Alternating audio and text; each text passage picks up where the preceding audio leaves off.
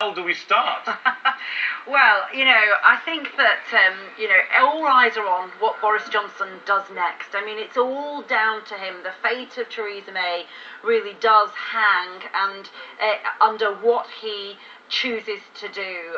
It came as a shock, his resignation, although many had thought actually he's been eyeing up this job for quite a while and perhaps he just spotted an opportunity. Well, last night there was about 80 hard Brexiteers, the European research group led by Jacob Rees-Mogg, who in fact in a YouGov poll apparently would beat Boris Johnson in a leadership election, by the by, suggests the numbers are important here, the mathematics are important. So 80 of these Tory Brexiteers turned up at this meeting last night. They're all very upset about this Chequers plan, which they believe is too soft. It's not the Brexit that they believe the country wanted. So there needs to be 48 MPs writing letters to the chairman of the backbench MPs to trigger a vote of no confidence. Now, even if they did that, there is no guarantee that Theresa May would lose that vote of no confidence, and there's no point triggering it unless you are confident you can do her down, essentially. Now, there is suggestion they could have 50 MPs or they could have 150 MPs willing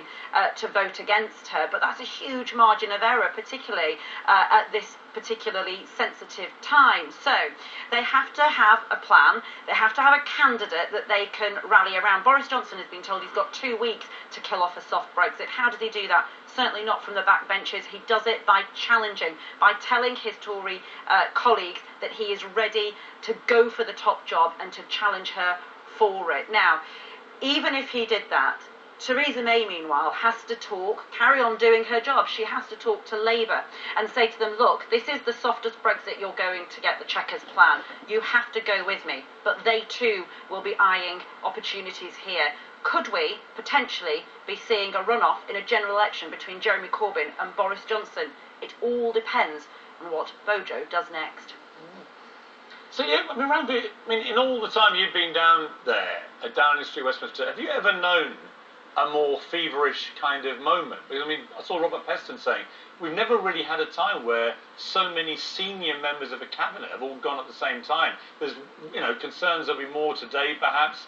It does feel like dominoes are toppling, and normally that would mean the chief domino goes. But it's not quite as straightforward as that, is it? It's not, and I think that is because, mathematically speaking, number 10 potentially, that there is still, even though people don't like the Chequers plan, that is suggested on 60% of the party aren't happy with the Chequers plan.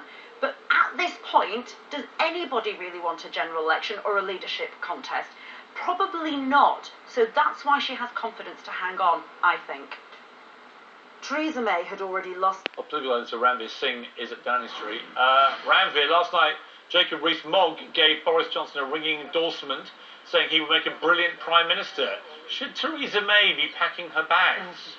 Not quite. I mean, actually, I think Boris Johnson also might want to be worried, because there was a YouGov poll after his resignation yesterday of Conservative members which suggested that Jacob Rees-Mogg would, in fact, win a head-to-head leadership contest with Boris Johnson, so nothing is guaranteed. My thought this morning is I wonder whether we've underestimated Theresa May somewhat. She has now got her Remain colleagues in the top job. She's got Jeremy Hunt, she's got Matt Hancock, and Philip Hammond was already there. Of course, she's got Dominic Raab now, who's a pure Brexiteer in the Brexit Secretary's job. But really, how much power does that department have anymore? Because it's clear that Theresa May and her own civil servants are running the show. I mean, that's what happened on Friday. They came up with the plan, nobody knew what it was, and that's essentially why David Davis resigned, because it was something he just felt he had no control over, wasn't included in the process. So how much control does the new Brexit Secretary really have over what might happen next? All eyes are, of course, on Boris Johnson. You could hear it in David Davis's response when he realised that he'd quit. He said, oh dear, and he sort of sighed and said, well, I resigned because believing in the Chequers plan is part of my job.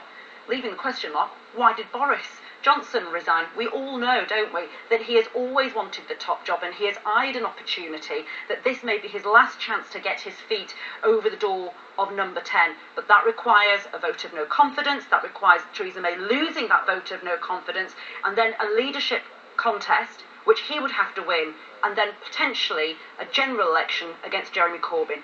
All of those factors taken into consideration means that the Tory party are by no means sure that they want Theresa May out. Theresa May had already